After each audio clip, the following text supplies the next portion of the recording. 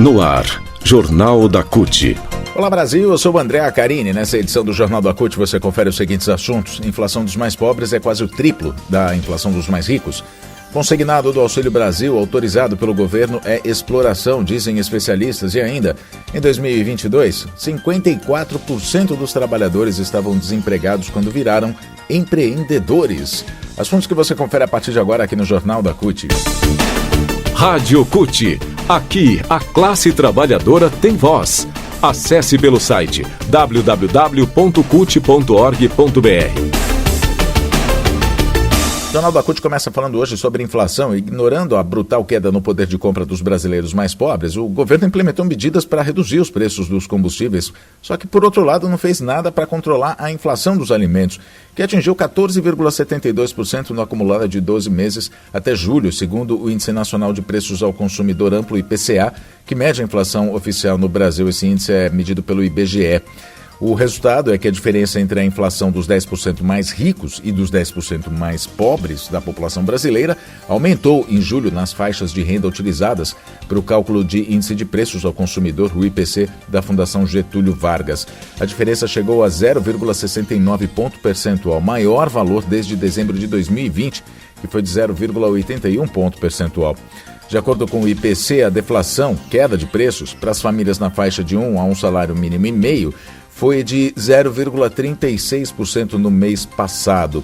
Já no caso das famílias com a renda entre 11 salários mínimos e meio e 33 salários mínimos, a queda de preços foi de 1,05%, praticamente o triplo.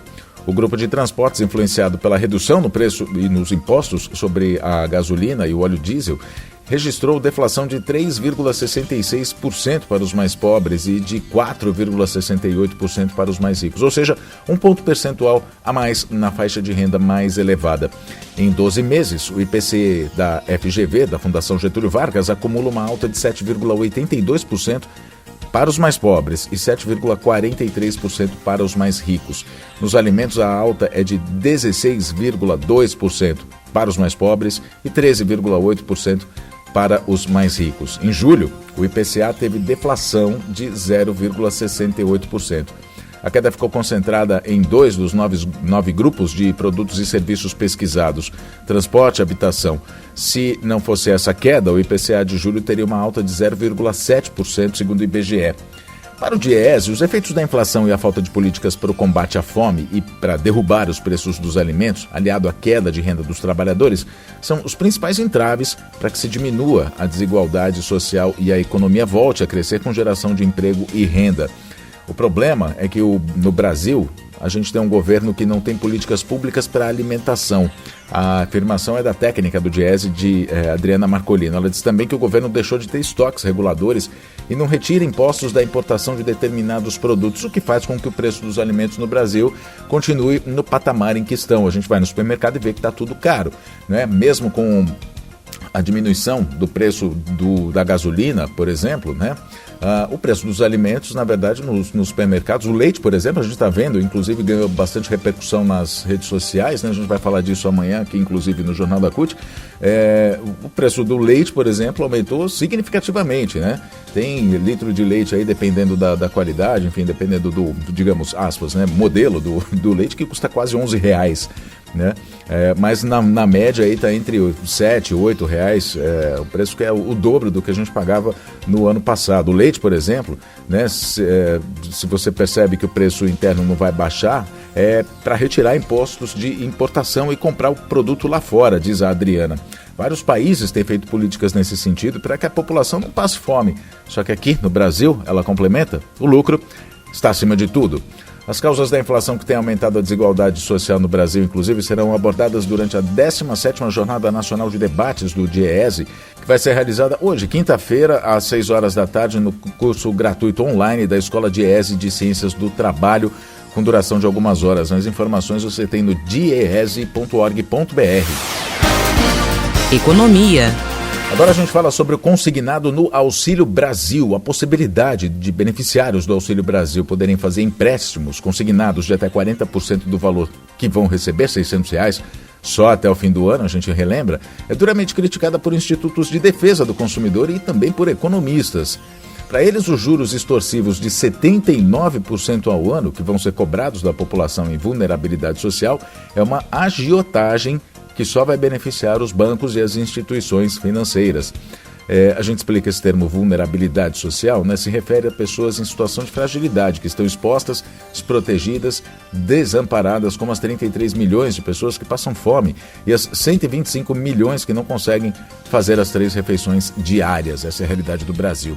É para defender essas pessoas que correm risco de um grau de endividamento ainda maior e nunca visto na história do país que as entidades decidiram emitir uma nota em defesa da integridade econômica da população vulnerável, que vai ser entregue ao final da campanha para o Ministério da Cidadania.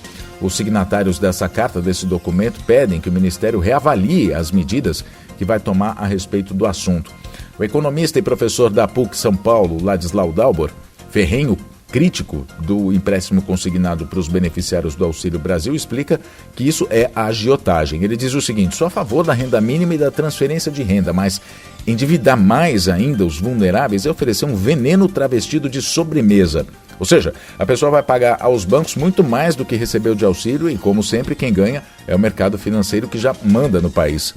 E ele diz ainda, né, cita como exemplo a Suíça, onde os empréstimos para empresas e pessoas físicas não passam de 0,5% a 1% ao ano. Aqui a gente repete, 79%.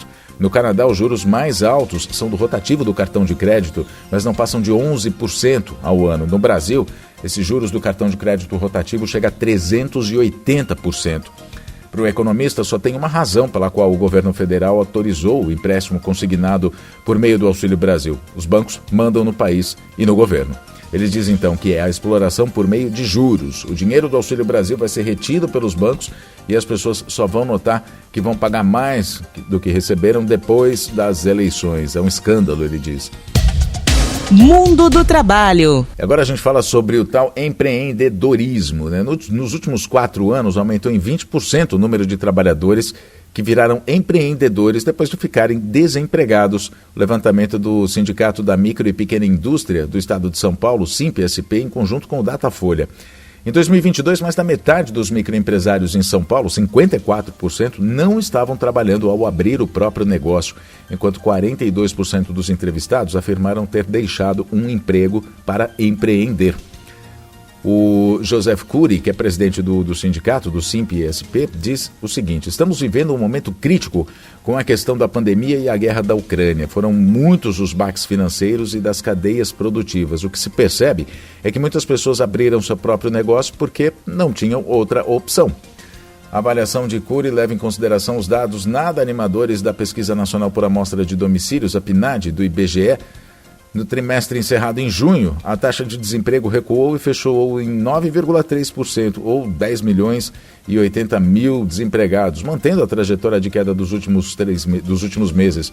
Foi o menor índice para o período desde 2015. Só que a pesquisa do IBGE mostrou também a queda da renda, estimada em R$ 2.652. O rendimento médio ficou estável no trimestre e caiu 5,1%. Em 12 meses. Mostrou ainda mais um recorde na taxa de informalidade, 40%. São 39 milhões e 300 mil trabalhadores informais, ou seja, os empreendedores, aqueles que trabalham porque não tem outra opção, né? Tem que abrir algum tipo de negócio, onde ele tem que abrir uma empresa, uma microempresa, fazer um CNPJ, o que o mercado costuma dizer de empreendedor, mas é uma pessoa que está com um trabalho precarizado, a pessoa que não tem, às vezes, o rendimento que chegue a um salário mínimo, não é? Esse é o conceito de empreendedorismo que a gente está vendo no Brasil hoje com tanto de informais. O levantamento ainda mostra que quase metade dos empreendedores, 49%, trabalha 6 ou 7 dias por semana e que neste ano eles estão trabalhando por mais horas. 59% dos empresários afirmaram trabalhar mais de 9 horas por dia. Em 2014, esse percentual era de 55%. A pesquisa foi realizada entre os dias 7 e 27 de julho e ouviu 243 empresários em São Paulo. E o Jornal da CUT fica por aqui. Muito obrigado pela sua companhia. Nós nos falamos na próxima edição. Até lá.